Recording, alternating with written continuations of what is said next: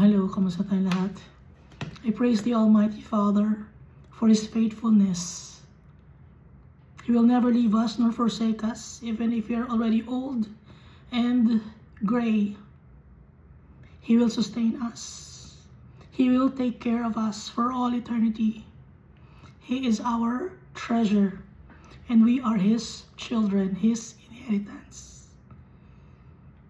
We are the apple of His eye, and so He sent to us our Savior, Jesus Christ, the only mediator to the Almighty Father, no one else but Jesus, whom the Almighty Father exalted above all names.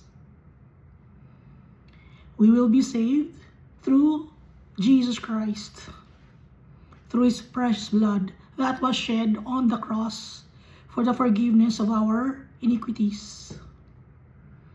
Jesus Christ prayed to our Father to send to us the Holy Spirit, to shower us with blessings, for us to understand the words of our Father, and to remind us of the teachings of our Savior, Jesus Christ, the Lamb of God, the bread of life, the man clothed in linen with an inkhorn. He's the one writing our names in His book of life.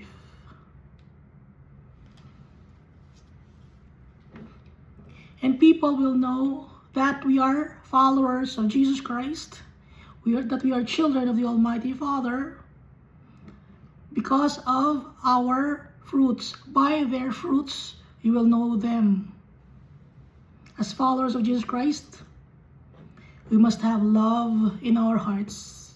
Love, joy, peace, forbearance, kindness, gentleness, goodness, faithfulness, and self-control.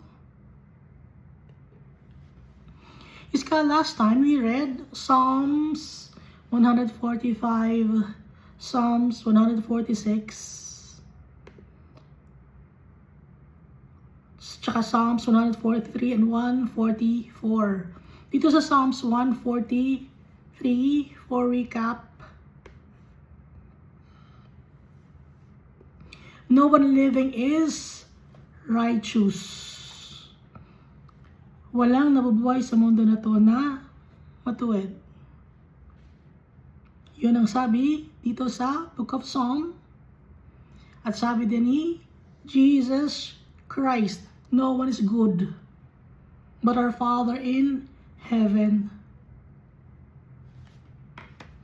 Kaya walang magyayabang sa atin na tayo ay mabuting tao, dahil hindi tayo mabuting tao.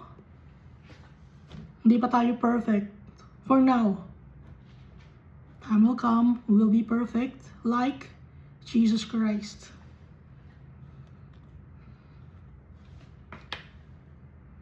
At ang enemy natin ay yung mga principalities and spiritual forces of darkness.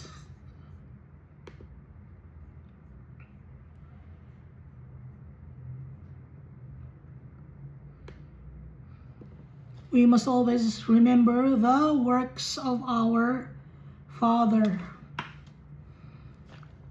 Para maalala natin that our Father is powerful. Kaya dapat lagi nating i-mention yon. Lagi tayong magbabasa ng Bible. Lagi tayong magpe-pray.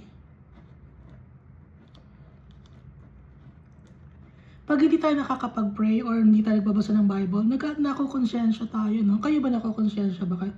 Ako lang nag-isa nanonood na ito. Nakukonsensya ako. Pag hindi nagbabasa ng Bible, bakit? It's because the Holy Spirit is reminding us to pray to our Father, to worship our Father in spirit and in truth. When we read the Bible, when we talk to our Father, we are praising Him. We are worshiping Him.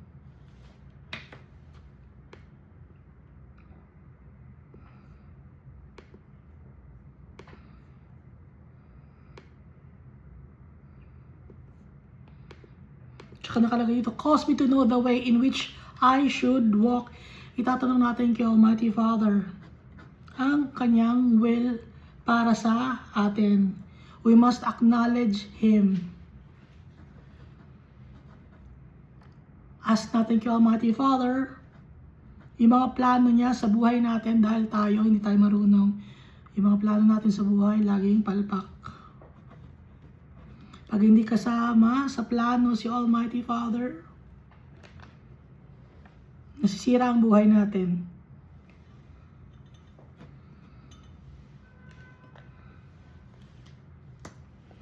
Deliver me, O Lord, from my enemies. In you I take shelter.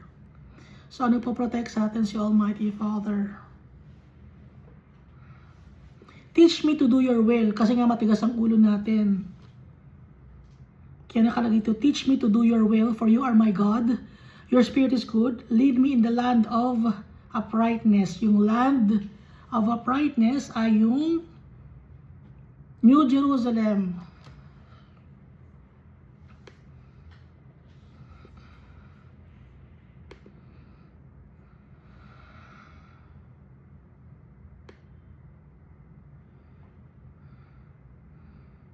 Tsaka sustain me, O Lord, for your name's sake. And then dito sa Psalm 144,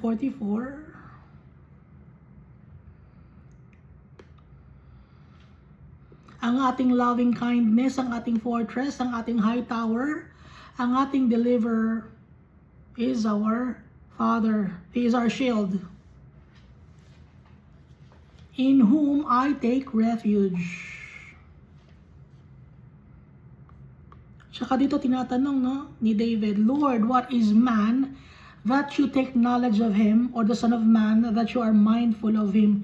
Lord, bakit lagi mong iniisip ang mga tao? Bakit yung puso mo nasa mga tao? Tinatanong ni David, bakit mahal mo kami? Bakit binibless mo kami? Bakit ang dami mong mga plano sa buhay namin? Bakit gusto mo kami na makasama? Bakit gusto mo na maging abundant kami for all eternity? What is man that you are mindful of him? Man is like a breath. His days are like a passing shadow. Maikli lang ang buhay natin dito sa mundo. Para lang tayong hininga. No? Man is like a breath.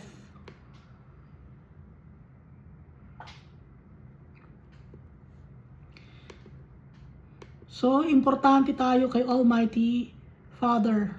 Tayo ang kanyang treasure. Hindi pera ang treasure ni Almighty Father, hindi ginto. Ang treasure ni Almighty Father ay tayo. He created us in His image and likeness.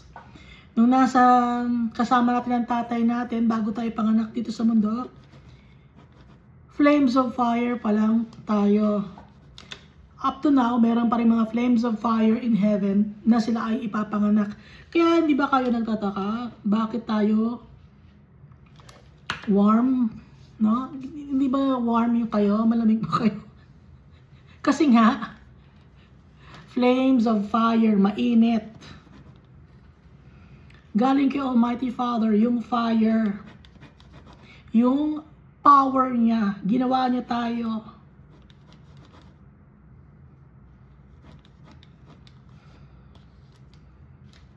At kaya tayo nagkaroon ng katawan dahil sa clay. Yung clay ang naging vessel natin ng mga flames of fire. Tayo ay human beings. Kaya nga tayo ay mainit dahil nga flames of fire tayo, nakalagay sa Hebrews. Book of Hebrews. Nakalagay pa ito, whose mouth speaks lying words. Ilayo mo po kami, O Lord, sa mga sinungaling na mga tao na ang kalakasan nila ay kinukuha nila sa kasinungalingan. May mga tao na ang kalakasan nila ay puro kasinungalingan. Example, nagbebenta ng mga defective na items or substandard na items. Kasinungalingan ang kanilang isinishare sa mga tao, yun ang kanilang kalakasan. Para sila ay yumaman, nagsisinungaling sila sa mga tao. Para sila ay maging powerful, mag-iimbento sila ng kung ano-anong mga kwento na ipinapakalat nila. So matagal na ang false news or fake news. Matagal na yun. Sino ang nagpaumpisa ng fake news? Si Satan. Nung kinausap niya si Eva, yun ang unang fake news na pinaniwalaan ni Eva. Up to now, may mga fake news pa rin tayo na pinapaniwalaan ng karamihan dahil yun ang itinuturo sa school. Up to now, may fake news pa rin. Akala ng mga tao yun ay katotohanan, kaya nga truth has been thrown down. Ano ang truth has been? Hindi na pinagpapahalaga ng mga tao ang truth.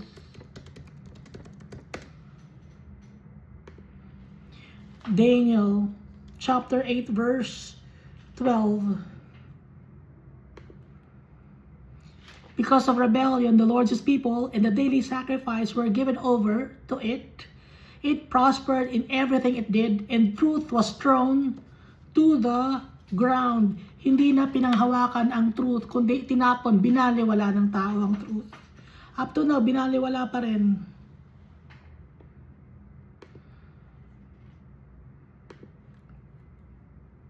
Si Almighty Father, He gives deliverance to kings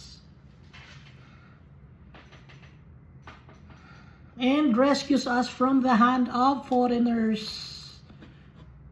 So yung mga foreigners, hindi yun yung taga-ibang country. Ang binabanggit ng foreigner dito sa Bible, dito sa Book of Psalm 144 ay yung mga fallen angels at yung mga tao na naniniwala sa fallen angels. Those people are foreigners.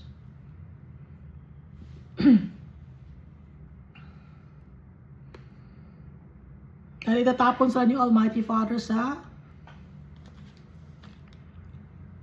pit of hell.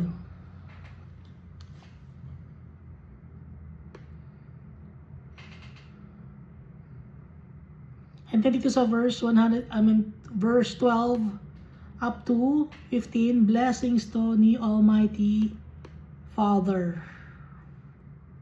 For all eternity, we will be satisfied. We will be contented.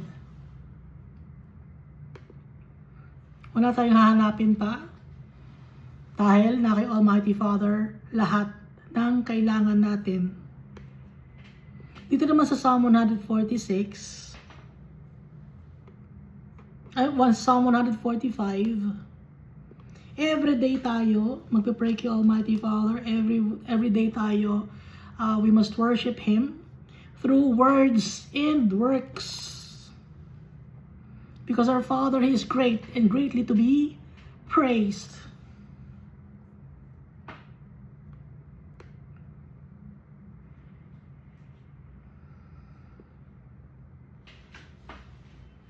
Our Father is full of compassion and slow to anger. Hindi siya madaling magalit.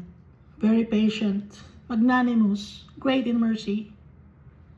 He is good to all. Dahil mabait yung tatay natin, kaya dapat sundin natin siya kasi it's for our own good. Ayaw ni Almighty Father na matapon tayo sa pit of hell.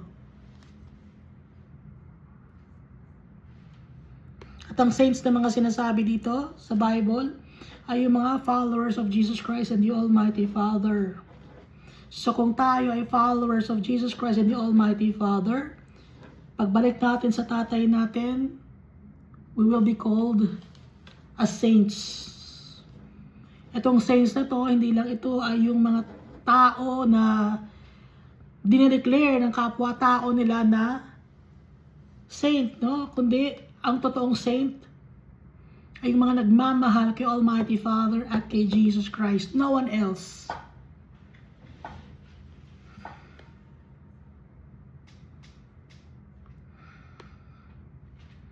The kingdom of God is an everlasting kingdom, and it will endure throughout all generations. Lahat ng henerasyon. It will never end. At pag nagpapakumbaba tayo kay Almighty Father, He will raise us. No? He will raise us up. Kung nag-humble tayo sa tatay natin, itataas niya tayo. And He is near to all those who call upon Him in spirit and in truth. Malapit si Almighty Father sa mga tao na nag-worship sa Kanya in spirit and in truth. But if you don't worship God in spirit and in truth, you are worshiping God through graven images, through Mary, through the saints that has been declared by the people, false beliefs. Hindi yung truth. Those are lies. Kaya hindi ka malapit kay Almighty Father pag gano'n ang sinasamba mo. Hindi ka malapit kay Almighty Father kung meron kang graven images. Hindi ka malapit kay Almighty Father kung kinakausap mo ang mga taong namatay na. The Lord is near to all who call upon Him in truth. Alam natin na ayaw ni Almighty Father ng mga graven images. Huwag tayong gagawa ng mga images. Tapos, yuyukuran natin, mag-offer tayo ng pagkain, offer ng bulaklak, or offer ng kandila. Ayaw ni Almighty Father. No? Those are pagan traditions.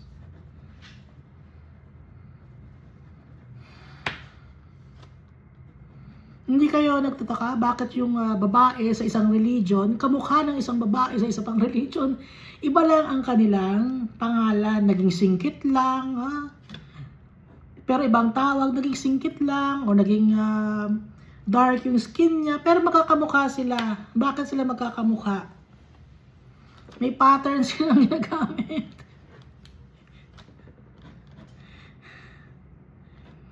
Yung gumagawa ng graven images ng isang religion, yun din ang gumagawa ng graven images ng iba pang religion. Pinagkakakitaan, hindi gusto ni Almighty Father yon. He wants to be worshipped in spirit and in truth. Malapit si Almighty Father sa mga tao na nagmamahal sa Kanya at sinasamba siya in truth.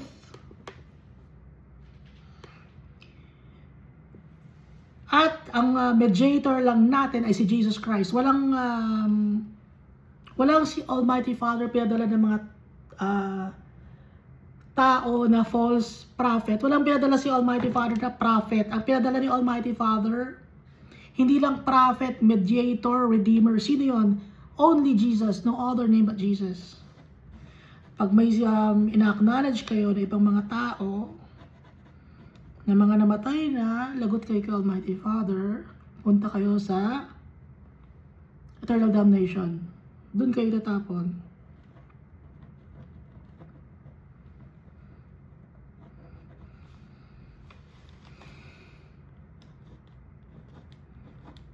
Meron ako napakinggan sa sa internet. Very careful siya sa kanyang pagsasalita. May nagtatanong sa kanya kung ang confused people ba about their gender, confused people about their gender ay mapupunta sa impyerno. Anong sagot niya? Hindi raw niya alam. Pero nag-quote siya ng Bible, hindi raw niya alam. Hindi niya alam, nakalagay naman sa Bible Hindi niya binanggit. Kasi bakit hindi siya nagbabanggit? Gusto niyang i-please ang mga tao. Gusto niya ng easy way out. Pastor yun nag-share siya ng Word of God, pero ayaw niyang sabihin kung sino yung mga tao mapupunta sa impyerno.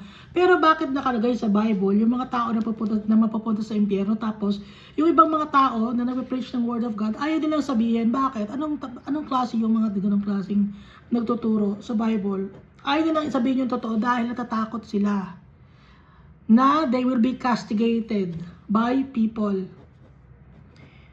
Hindi sila natatakot kay Almighty Father. O kahit ka nag-share ng Word of God, kung hindi mo sinasabi, or you tolerate people to commit sins, tinotolerate mo, hindi mo sinasabi yung totoo, tinatago mo, no? Gumagawa ka ng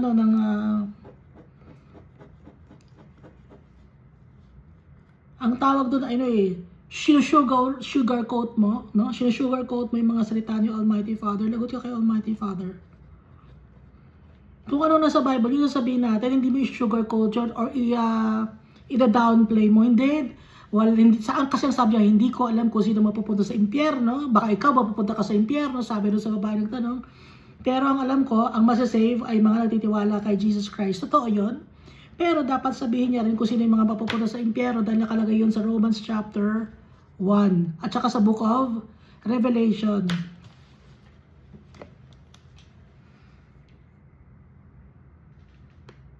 Kaya kung totoong mahal natin yung kapwa-tao natin, sasabihin natin yung totoo, ayaw man nila, gusto man nila o hindi. Sasabihin yung totoo dahil mananagot tayo kay Almighty Father. Lagot tayo kay Almighty Father. Tanggap ka nga ng tao sa society, pero paano si Almighty Father hindi ka tanggap? Paano yun? Hindi ko alam kung sino yung ang pangalan ng lalaki na yun, pero kilala ko yung mukha niya, nasa internet. Ayaw sabihin. Sinusugarcoat niya.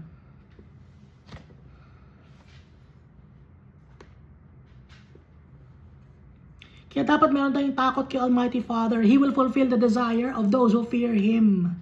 Kasi pag gano'n ang ginagawa natin, sinusugarcoat natin sa salita ni Almighty Father, hindi matatakot ang mga tao. Kay Almighty Father, hindi irerespeto. Ay, pwede naman pala kay Almighty Father yun, okay lang pala yun. Kaya dapat sabihin natin, para katakutan si Almighty Father, irespeto, mahalin.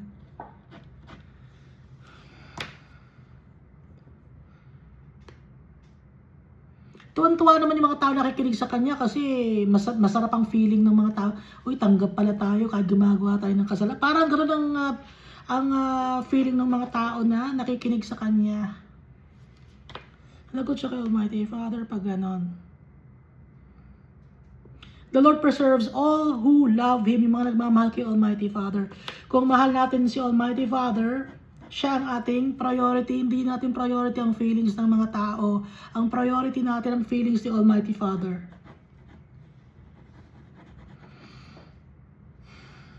But all the wicked He will destroy. Sino ba yung wicked people? Ang mga wicked people ay mga disobedient people. Ha?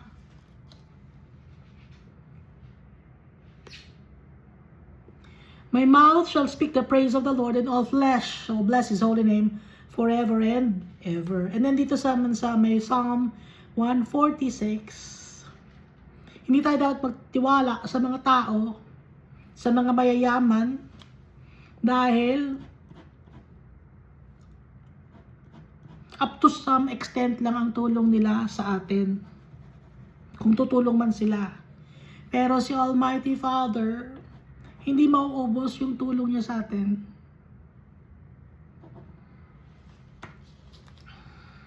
Dahil sa Son of Man, in whom there is no help, or sa human being, hindi nila tayo matutulungan. Ang makakapagtulong sa atin, si Almighty Father. Kaya sa Kanya tayo lalapit. His spirit departs, He returns to His earth. In that very day, His plans perish dahil may kilang ang buhay ng tao. Si Almighty Father, for all eternity, kaya sa Kanya tayo hingi ng tulong. Happy is he who has the God of Jacob for his help, whose hope is in the Lord his God. Kay Almighty Father tayo aasa. Hindi tayo aasa sa sariling nating kalakasan dahil tayo ay mahina. Tayo ay wicked. Prone tayo to commit mistakes. Kaya hindi natin aasahan ang sarili natin. Ang aasahan natin yung tatay natin, sa Kanya tayo hingin ng kalakasan. Baka kasi sabihin ng tayo, hindi, malakas ako, kaya ko yan. Hindi mo kaya yan, ha? Pag si Almighty Father sinabi niya, o tama na yung buhay mo, hanggang dyan ka lang. O di wala nang pag-asa tayo, di ba? Hanggang doon lang ang buhay ng tao. Pero si Almighty Father, He is powerful. And He keeps truth forever. Hindi nagsisinungaling si Almighty Father. Yung Kanyang mga sinasabi sa atin ay totoo. He executes justice for the oppressed, sa mga naaapi. At at nagbibigay ng pagkain para sa mga gutom at pinapalaya ang mga nakakulong. Pag sinasabing nakakulong ito sa guilty conscience or nakakulong sa kasalanan.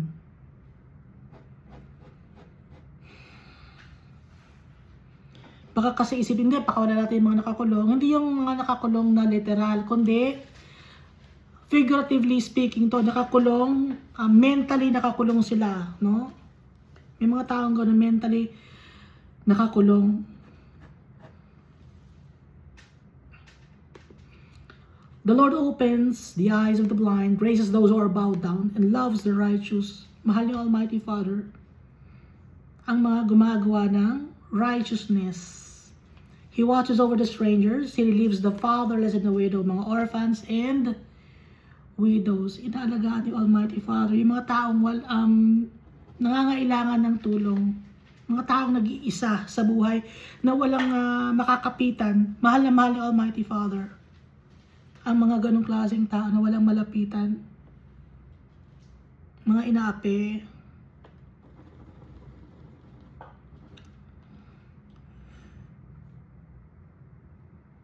Dahil ramdam ni Almighty Father yung nararamdaman natin.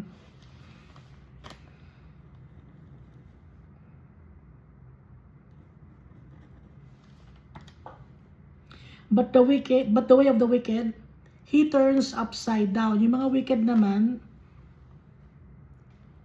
ang gagawin ni Almighty Father ay kabaliktaran sa gagawin niya sa mga sa mga righteous people.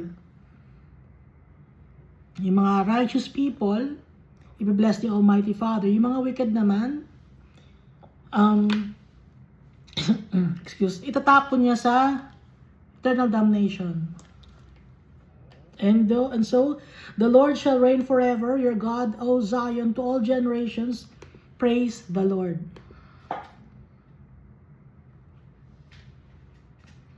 So, study na tayo. Psalm 147.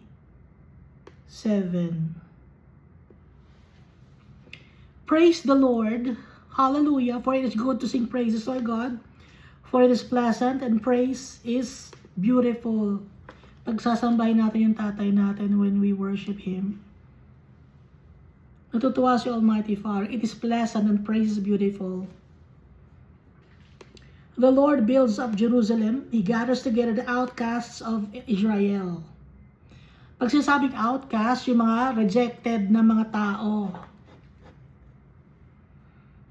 Rejected sa society. No? Or mga undesirable people, yun ang sinasabing outcasts of Israel. Ngayon, sino ang mga outcasts of Israel ngayon? Ang mga outcasts of Israel sa ngayon ay mga nagmamahal kay Almighty Father. Outcast tayo. Hindi tayo tanggap ng society dahil ang gusto ng society ay wickedness. Ngayon, pag nagsasabi tayo sa mga tao, hindi pwede yan, ayaw ni Almighty Father yan. Dapat gumawa tayo ng righteousness. Ano ang ginagawa sa atin ng mga tao? Hindi tayo sinasali. Outcast. Ginagawa na tayong outcast. Huwag natin sali yan. Kung ano sinasabi. Ganun ang tao. Tapos, ibubuli ka nila, pagtutulong-tulungan ka nila. Kaya ang ginagawa ni Almighty Father, the Lord builds up Jerusalem, or the city of peace. He gathers together the outcasts of Israel. Mga non-conformists. Sa kanilang at saka may mga unconventional beliefs or behaviors. Kayo ba ay outcast? Non-conformist ba kayo?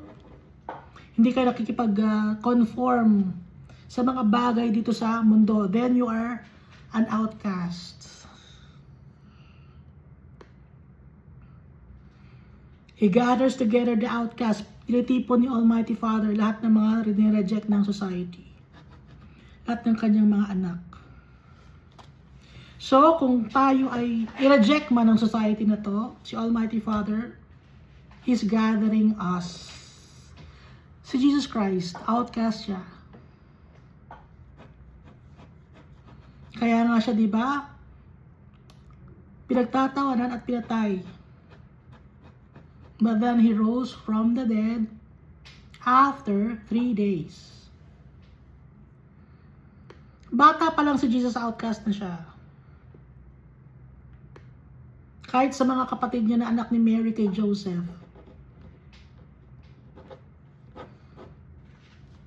Outcast si Jesus.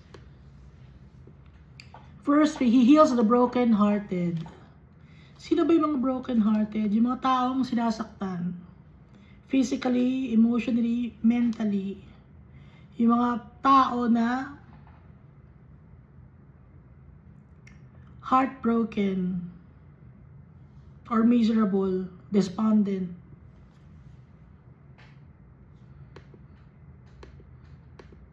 And binds up their wounds. Hinihil tayo ni Almighty Father. Lahat tayo merong wound. Wound that was given to us by our carers, yung mga nag-aalaga sa atin ng bata tayo, o hindi tayo nalagaan, wound yun. Yung mga trato sa atin ng mga tao when we were still young, wound yun, dala-dala natin hanggang pagtanda natin. Kaya nga minsan naaalala natin, di ba, nagatong ginawa sa akin ng tita ko dati, ganitong ginawa na. Ng lolo ko sa akin dati, lola ko sa akin, gano'n ang ginawa sa akin, Kasi nga, dala-dala natin yon. Kaya nga maraming mga tao ang may trauma. Maraming mga tao ang nasaktan nung sila ay bata pa. Gawa ng mga nakakatanda or gawa ng kanilang mga classmates or gawa ng kanilang mga kamag-anak. Lahat tayo wounded. Pero sino ang nagpapagaling sa atin? Sino nag-heal sa atin? Yung tatay natin. Inaalaw ni Almighty Father na masugatan tayo para maging strong tayo. Hindi lang tayo nasaktan si Jesus din. Mas malala pa yung ginawa kay Jesus ng mga tao. Kaya wag tayong magsabi na bakit ako ganito nangyari sa buhay ko, hindi ko deserve to. Bata pa lang ako, inaapi na ako. Wag natin sabihin yun, ha? Huwag ganun. Kasi si Jesus Christ,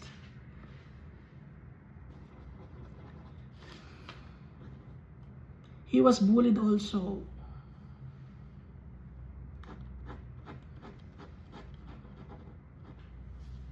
Kaya hindi lang ikaw ang may trauma or may wound, ako rin meron nun. Lahat tayo. Ang nagpapagaling sa atin, yung tatay natin. He heals the brokenhearted and binds up their wounds.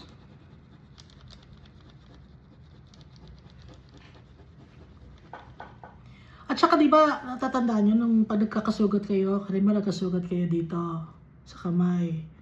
Tapos pagkakaroon ngayon ng peklat. Pag nagkaroon ng peklat, mas makapal yung peklat na balat kaysa sa sugat, sa skin na hindi nagkasugat. No, napansin nyo ba yun? Wala na nakapansin. Nanonood ako. Napansin ko yun. Mas makapal yung may peklat.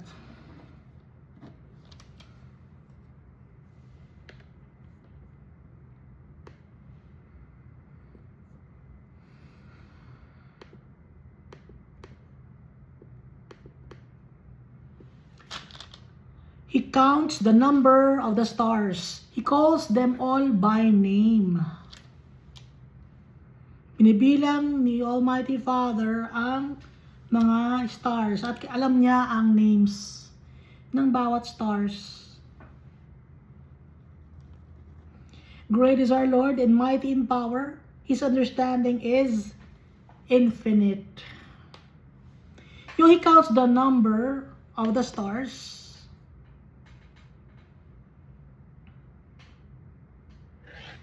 Daniel chapter 12 verse 3, those who are wise shall shine like the brightness of the firmament, and those who turn many to righteousness like the stars forever and ever.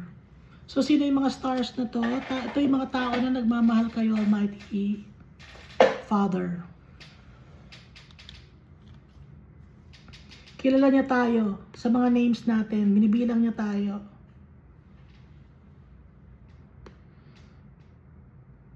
So, hindi lang ito ay literal na stars. Ito rin ay tayo.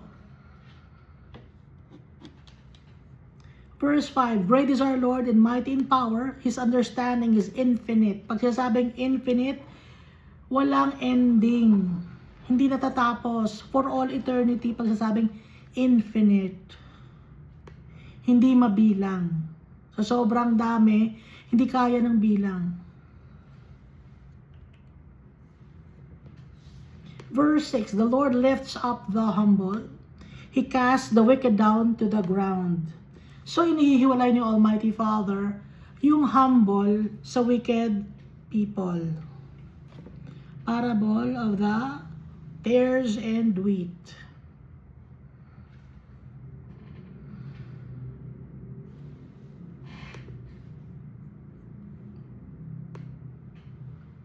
Sing to the Lord with thanksgiving. Sing praises on the harp to our God.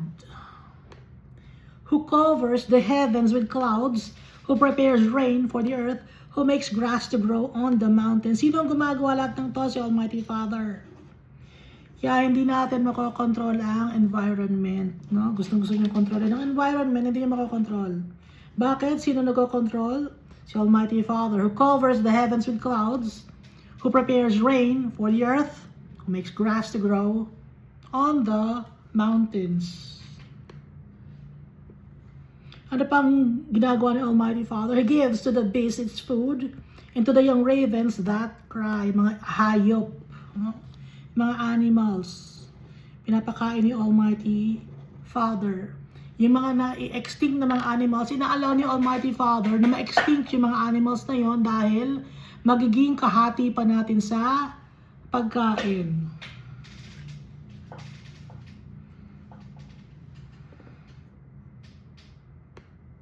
Gusto nyo alagaan yung mga na-extinct na animals, nakakain nyo ba yun?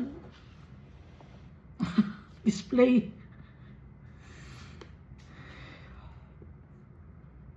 Verse 10 of Psalm 147, He does not delight in the strength of the horse. He takes no pleasure in the legs of a man. Strength of a horse. Ito ay parang mga machines or machinery or engine. Di ba yung mga engine may horsepower yon? He takes no pleasure in the legs of a man. Strength naman ng tao. Yung sa strength ng machine. Yung isa, strength ng tao. Hindi si Almighty Father natutuwa. Dahil ang gusto ni Almighty Father, sa Kanya tayo magtiwala. Hindi natin pagtitiwalaan ng mga bagay dito sa mundo. Hindi natin pagtitiwalaan ng sarili natin. The Lord takes pleasure in those who fear Him. Sa may takot kay Almighty Father, masaya si Almighty Father kung tayo may takot sa Kanya at nirerespeto natin siya. In those who hope in His mercy, umaasa tayo sa awa ni Almighty Father. Yung lola ko nung bata ko, narinig ko, may awa ang Diyos, anak. Gumaganon siya, may awa, apo. May awa, lagi siyang gumaganon. May awa ang Diyos, anak. May awa ang Diyos, apo. And those who hope in His mercy, maawain si Almighty Father. Kaya sa Kanya tayo aasa. Praise the Lord, O Jerusalem. Praise your God, O Zion. Jerusalem, city of peace. Praise your God, O Zion, mountain of the Lord.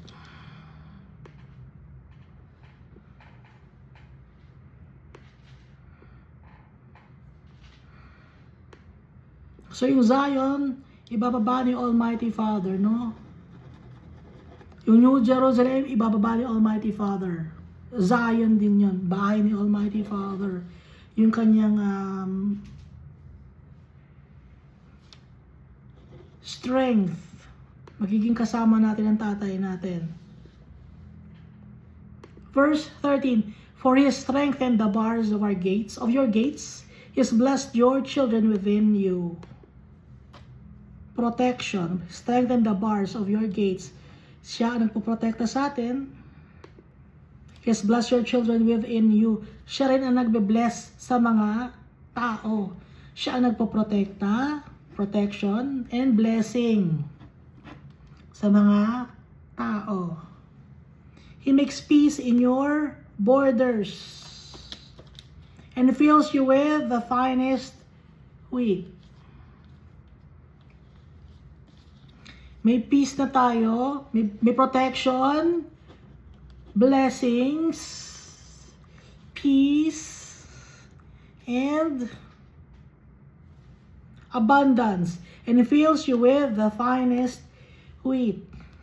Hindi tayo magugutom. We will be full for all eternity. Contentment, satisfaction. He sends out His command to the earth. His word runs very swiftly. So yung action ni Almighty Father, without any hesitations, and He acts fast. Nagmamadali pa si Almighty Father. Naibigay sa atin ng mga blessings. Gustong-gusto ni Almighty Father ibigay. Pero yung tao, tayo na ang umaayaw dahil mas gusto natin ang wickedness.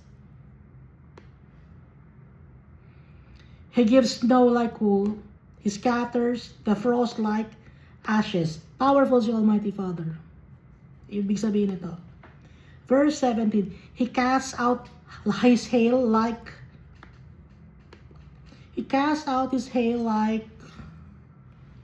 morsels. Who can stand before His cold? He sends out His word and melts them. He causes His wind to blow, and the waters flow. Binabanggit dito yung powers to Almighty Father. He declares His word to Jacob or to His followers. Jacob means followers, no? Followers. His statutes and His judgments to Israel. Israel means man who wrestles with God and prevails.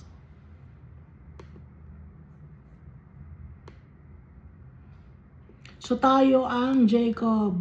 At pag magkakasama tayo, tayo rin ang Israel. Tayo ang real Israel.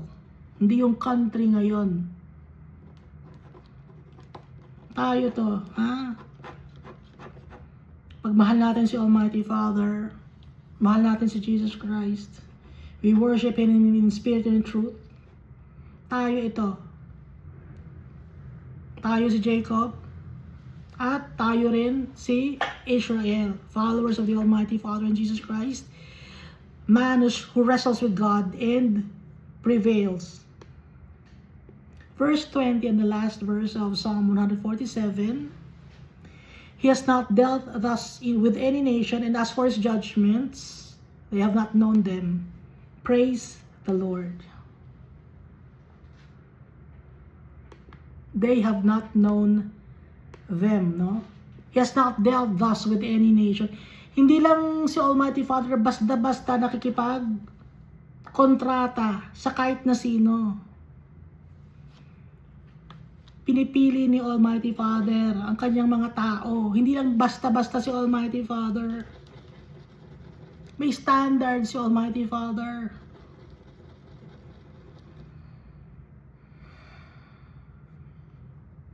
Kaya nga kailangan yung value natin, no? Mataas ang value natin. Paano tataas ang value natin? Dahil kay Jesus Christ. Kaya magiging mataas ang value natin dahil kay Jesus Christ. Pag wala sa heart natin si Jesus Christ, wala tayong value. Nakasalalay kay Jesus Christ ang value natin. Psalm 148. Praise the Lord. Hallelujah. Praise the Lord from the heavens.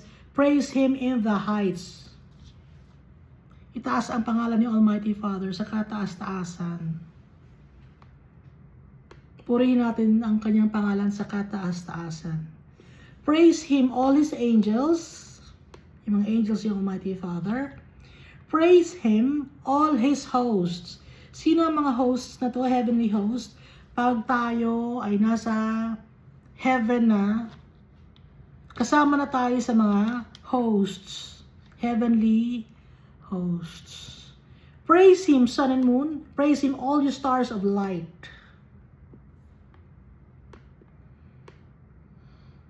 So lahat, pupurihin si Almighty Father.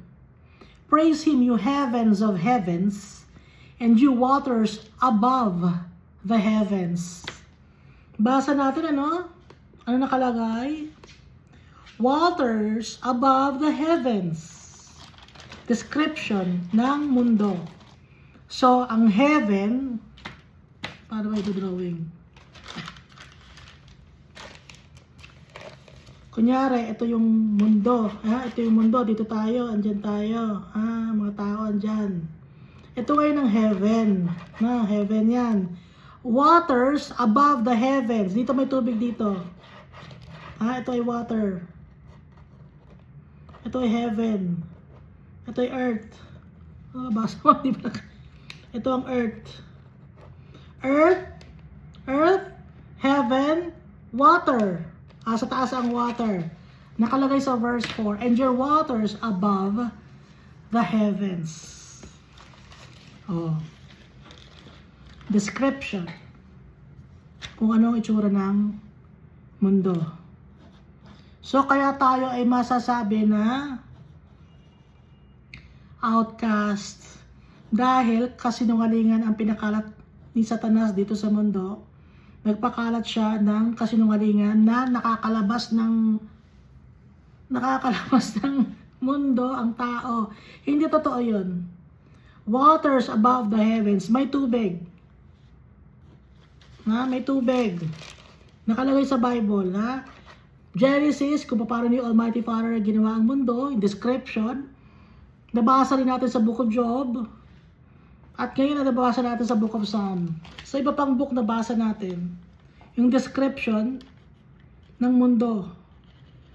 Kaya tayo ay tinatawag na outcast ng mundo na to dahil tayo ay hindi tayo kumukonform sa kung ano man ang turo ng mundo na to. Tayo ay naniniwala sa tatay natin kay Almighty Father. Kahit pa hindi kinabisado mo yan, no elementary ka, no high school ka. Kasi nga yun ang tinuro ng mundo na to. Hindi mabibigyan ng permit yung mga school pag hindi yun ang ituturo. Kailangan pare-pareho kayo ng itinuturo. Kahit anong religion nyo, kahit anong belief niyo, public man o private, pare-pareho ang ituturo nyo dapat. Puro kasinungalingan. Tinuro sa atin sa school. Puro kasinungalingan.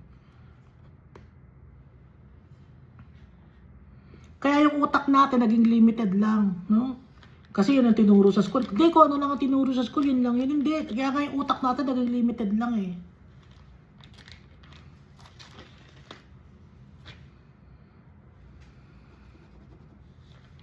Kayo tayo maniniwala.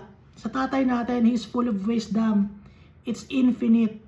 Yung wisdom and knowledge and power ni Almighty Father. Praise Him, you heavens of heavens, and you waters above the heavens. Let them praise the name of the Lord, for He commanded and they were created. He commanded, inutos ni Almighty Father, at yung inutos ni Almighty Father, nagawa, and they were created.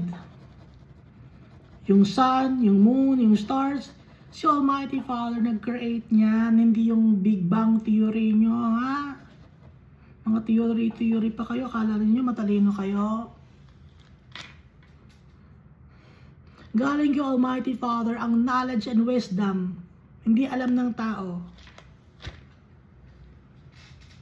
Hindi sila natatakot kay Almighty Father na gumawa ng kasinungalingan o magturo ng kasinungalingan sa tao. Kaya ano nangyari sa mundo natin? Sira. Lahat nagpapagalingan. Nakafocus lang sa mga bagay dito sa mundo ang mga tao. Kaya marami ang mapupunta sa impyerno. 66.66%. Pero makakabalik kay Almighty Father, 33.33%.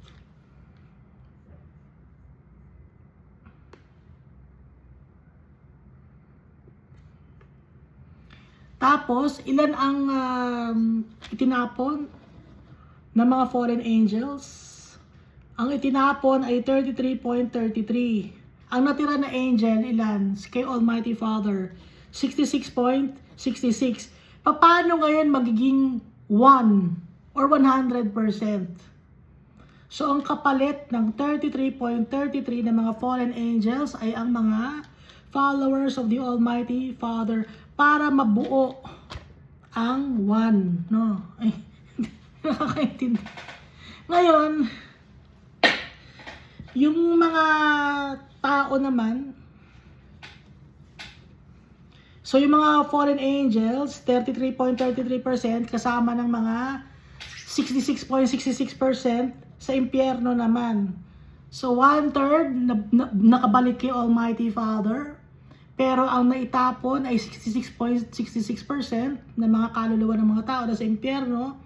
Yung mga fallen angels naman, 33.33% nasa impyerno, pero yung 33.33% naman ng mga tao na kaluluwa ng followers ng Almighty Father mapupunta sa Kanya. So, ang magiging ratio ay 1:1. Ano? Ha? Hindi lang nakakaintindi.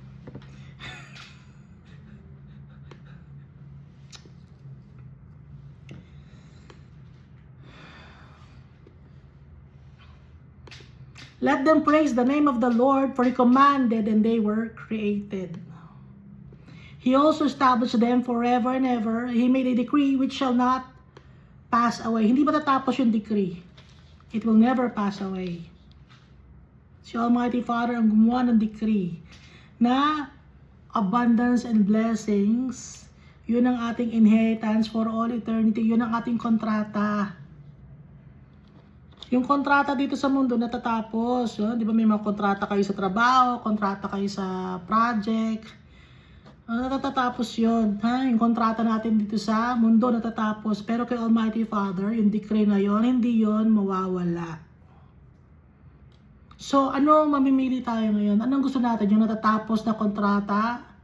O yung hindi natatapos na kontrata? Kay Almighty Father, pipili lang kayo. Sino ba kayo? Verse 7, praise the Lord from the earth, you great sea creatures and all the depths. Fire and hail, snow and clouds, stormy wind fulfilling His word. Mountains and all His hills, fruitful trees and all cedars, beasts and all cattle, creeping things and flying fowl, kings of the earth and all peoples, princes and all the judges of the earth, both young men and maidens, old men and children. Let them praise the name of the Lord, for His name alone is exalted. His glory is above the earth and heaven, and He has exalted the horn of His people, or strength, or dominion of His people. Pinalakas ni Almighty Father yung mga tao niya. Sino yung tao ni Almighty Father? Mga anak niya, mga followers niya. The praise of all His saints. Sino ang saints ulit ni Almighty Father? Yung mga nagmamahal sa Kanya. Yung people niya, yun din ang Kanyang saints. Excuse. Of the children of Israel, a people near to Him, malapit sa Kanya. Ang mga anak niya, children of Israel, malapit kay Almighty Father. Praise the Lord. So, sino ang mag-worship kay Almighty Father? Lahat. Great sea creatures and all the depths, fire, hail, and snowy clouds, weather, pati weather, worship si Almighty Father. Pati mga mountains and hills, pati mga plants and trees. Pati mga animals. animals na nakakain at animals na hindi nakakain, mga uod at mga lumilipad na mga bagay na hayop o worship si Almighty Father. Bakit? Because He created all these things. Sino pang mag-worship kay Almighty Father? Kings of the earth and all peoples, princes and all the judges of the earth. Sino ba yung mga judges? Yung ba yung mga naka-robe? Yung mga naka-black robe na judge, yun ba yun? Hindi, ang judge na sinasabi dito sa Bible ay nasa Book of Revelation din, no? Sabi ni Jesus Christ, and He wants His friends to reign with Him in His kingdom that will never end. Kasi nga, don't you know that we will also judge the angels? Sabi dito sa, anong version? So, sino ang judge?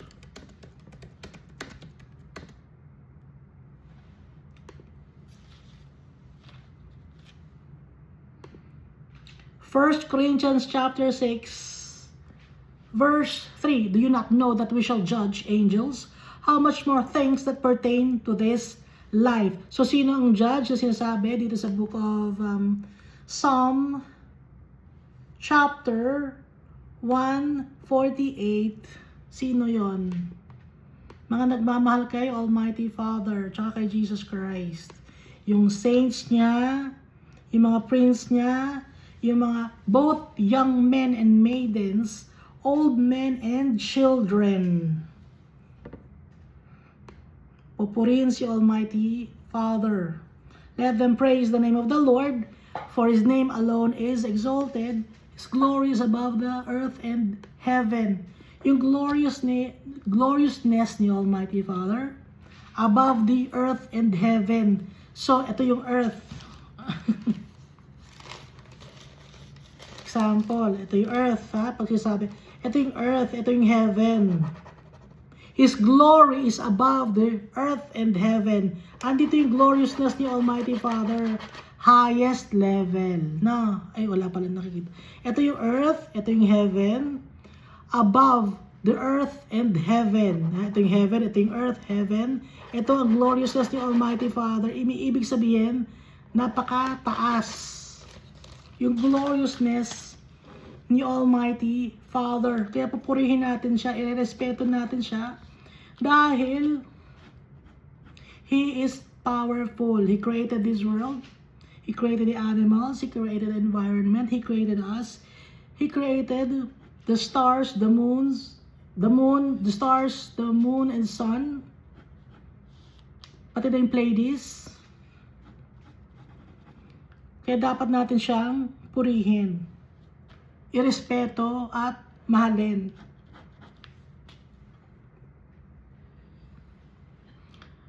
Si Almighty Father, kahit hindi tayo karapat dapat mahalin dahil makasalanan tayo, tanggap niya tayo. Ang requirement lang ay mahalin natin siya with our whole being. Yun lang ang requirement. Dahil kung mahal natin ang tatay natin, mamahalin din natin si Jesus Christ dahil yun ang turo sa atin ng tatay natin. At mamahalin din natin yung kapwa-tao natin. At kung mahal natin ang tatay natin, makakagawa na tayo ng righteousness. At kung makakagawa tayo ng righteousness, yung heart natin at yung mind natin at yung bibig natin, puro pagpupuri kay Almighty Father, that means we are storing up treasures in heaven. At kaya tayo may value, mataas ang ating uri, no? Or karat, kung gold, gold, no? Dahil kay Jesus Christ. Dahil si Jesus Christ, He is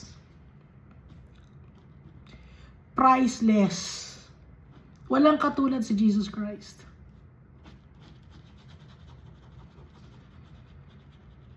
Yung pagmamahal sa atin ni Jesus Christ, ibinigay niya ang buhay niya para sa atin, para makauwi tayo sa tatay natin,